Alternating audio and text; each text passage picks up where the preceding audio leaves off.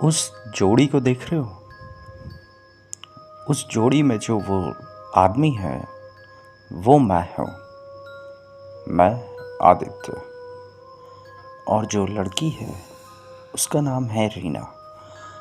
वो मेरी गर्लफ्रेंड है। हम लोग कई दिनों से मिलते आ रहे हैं, लेकिन आज मेरी ज़िंदगी का सबसे कुछ खास दिन था। आज के बाद मेरी पूरी ज़िंदगी बदल जाने वाली थी। तो ऐसे ही हम लोग बैठे हुए थे, तभी रीना ने अचानक मुझसे एक सवाल पूछा। आदित्य, तुम मुझसे कितना प्यार करते हो? मैंने कहा, मैं तुमसे बहुत ज़्यादा प्यार करता हूँ।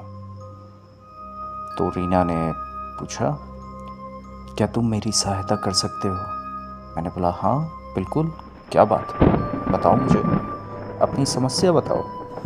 तभी रीना ने मुझे अपनी पूरी समस्या बताई, जिसको सुनकर मैंने निश्चय किया कि मैं उसकी सहायता ज़रूर करूँगा। तभी मैंने उससे कहा, चलो ठीक है, चलते हैं तुम्हारे घर। और फिर हम उसके घर गए, जहाँ मेरी मुलाकात उसकी माँ से हुई। उसकी माँ की तबीयत बहुत ज़्यादा ख़राब थी। उसकी हालत देख के मुझे उसकी माँ पे बहुत ज़्यादा दया आई। फिर मैंने उसकी माँ से कहा, माँ जी, मुझे ये बताइए कि ये जंगल जाने का रास्ता कहाँ से है? उसकी माँ ने कहा, बेटा, यहाँ से उत्तर दिशा की ओर 100 किलोमीटर बाद जो जंगल पड़ता है, वहाँ पे एक झील है, जहाँ पे एक जलपरी रहती है। उस जलपरी की आँख का आंसू का सेवन करने के बाद मैं बिल्कुल पूरी तरीके से ठीक हो जाऊंगी। मैंने कहा, माँ जी, मैं जल्द से जल्द लाने की कोशिश करूँगा। वैसे मुझे जाना कब होगा? तो उसकी माँ ने कहा कि आज से 4 दिन बाद। मैंने बोला, 4 दिन बाद? 4 दिन बाद क्या है?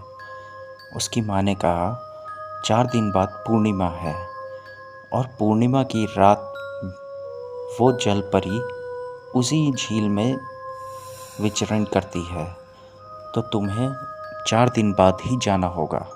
इतने में मेरा नींद टूटी, तो मुझे पता चला कि मैं पिछली पुरानी बातों को याद कर रहा था। तभी टेम्पो वाले भाई ने बोला कि आपका जंगल आ गया है।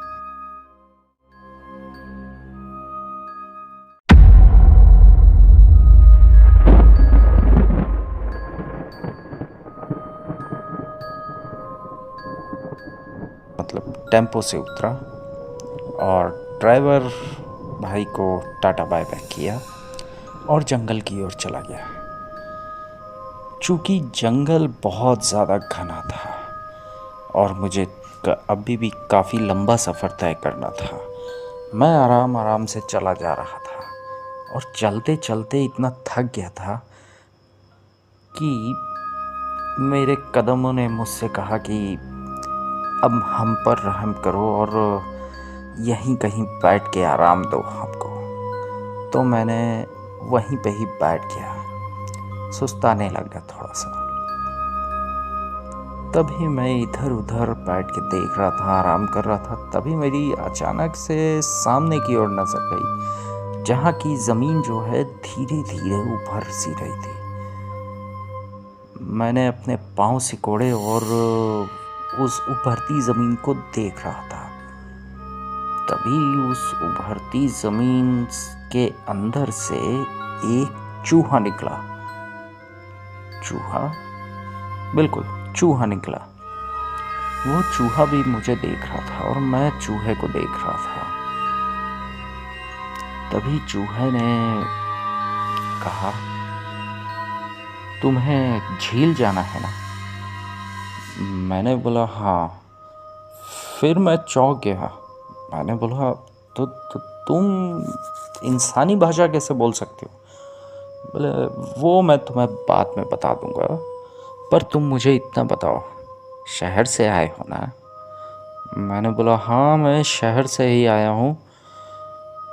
फिर बोला, पता नहीं तुम इंसानों को चैन क्यों नहीं है? मैंने बोला, क्यों, क्या हो गया? बोले, पता नहीं इस जंगल में क्या खास बात है कि हर पूर्णिमा के दिन कोई ना कोई इंसान यहाँ पे जानवरों की शांति भंग करने के लिए आ ही जाता है। मैंने बोला हर पूर्णिमा? बोलता है और क्या। मैंने बोला देख भाई, मैं तो पहली बार यहाँ पे आया हूँ।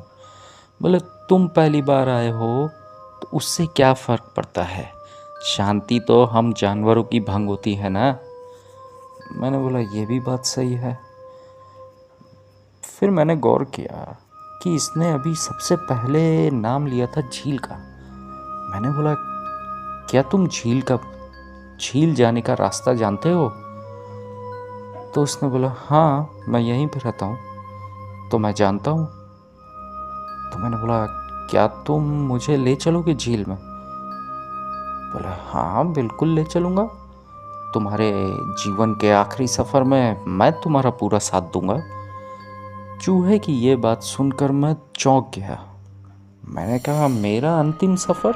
ये कैसी बातें कर रहे हो? उसने बोला हाँ अंतिम सफ़र ही तो है ये तुम्हारा। मैंने बोला क्यों?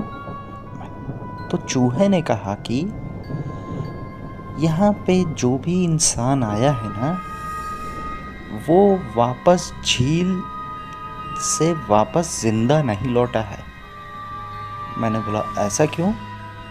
बोले तुम्हारा लालच, तुम्हारा स्वार्थ तुम्हारी मौत की वजह बनता है।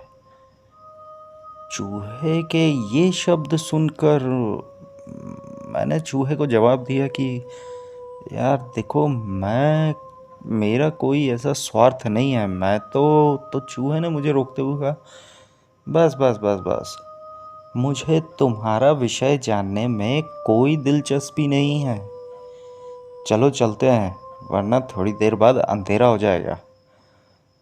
मैंने बोला तो आज तो पूर्णिमा की रात है ना। तो बोले तो उजाला होता होगा यहाँ पे। तो बोले चंद्रमा तो पूरी उजाला देता है, किंतु ये पेड़ पौधे की कारण ज़मीन पे पड़ता नहीं उसका उजाला, तो यहाँ पे तो अंधेरा ही रहेगा। हाँ, झील के नज़दीक पहुँचने के बाद कोई भी पेड़ नहीं पड़ेगा तुम्हें, तो वहाँ पे उजाला देख लेना। अगर यहाँ पे तुम समय बिताते रहोगे तो पक्का झील पहुँचने में तुम्हें देर हो जाएगी। ये सुनकर मैंने बोला बिल्कुल सही बोल रहे हो, पर मैं बहुत ज़्यादा थक गया हूँ, तो थोड़ी देर आराम कर लेते हैं फिर चलते हैं। चूहा ने बोला ठीक है, तुम आराम करो, मैं यहीं पर रहता हूँ, जब चलना हो तब बताना मुझे। मैंने बोला बिल्कुल। फिर थोड़ी देर बाद मैंने सोचा यार चूहा सही बोल रहा है, उसका क्या जाएगा तो मेरा ही। मैंने बोला चलो चूहा महाराज, चलते हैं झील की तरफ। फिर मैं और चूहा दोनों साथ में झील की ओर जाने लगे। चलते चलते चलते चलते काफ़ी समय बीत गया। मैंने चूहे से कहा अरे और कितना चलना है भाई? तो चूहे ने कहा अभी तो थोड़ा और चलना है, मैं बता दूंगा जब पास आएंगे तो। मैंने बोला ठीक है, और फिर हम दोनों चलते चलते जा रहे थे। थोड़ी देर बाद बोला वो टीला देख रहे हो तुम? मैंने बोला हाँ देख रहा हूँ। बोले बस उसके बाद झील ही है। मैंने बोला अच्छा, ये तो बहुत खुशी की बात है, लड्डू बांटो, मिठाई बांटो। बोले तुम लाए हो क्या लड्डू पेड़े मिठाई वगैरह कुछ? मैंने बोला नहीं। तो बोले फिर क्यों लालच दे रहे हो, चलो चुपचाप। फिर हम दोनों जाने लगे। तभी मैंने महसूस किया कि मेरे हर कदम पे कट कट सी आवाज़ आ रही है, जैसे कि टहनी टूटने की सूखी टहनी होती है जिस पे पाँव रखते हैं तो कट से आवाज़ आती है, ठीक ऐसी ही आवाज़। मैंने बोला 1 मिनट रुकना थोड़ा। फिर चूहा बोला हाँ रुका है, बताओ क्या बात है। मैंने बोला ये कट कट सी क्या आवाज़ आ रही है? तो चूहे ने बोला नीचे देखो। मैंने नीचे देखा, मैंने ध्यान से देखा, मैंने बोला ये तो हड्डी है। तो चूहे ने बोला हाँ हड्डी है। तो मैंने बोला तो ये किसकी हड्डी है? किसी जानवर की होगी। तो चूहे ने बोला जानवर की नहीं, मानवों की हड्डी है, तुम लोगों की। बोला मतलब इंसानों की है? बोला और क्या?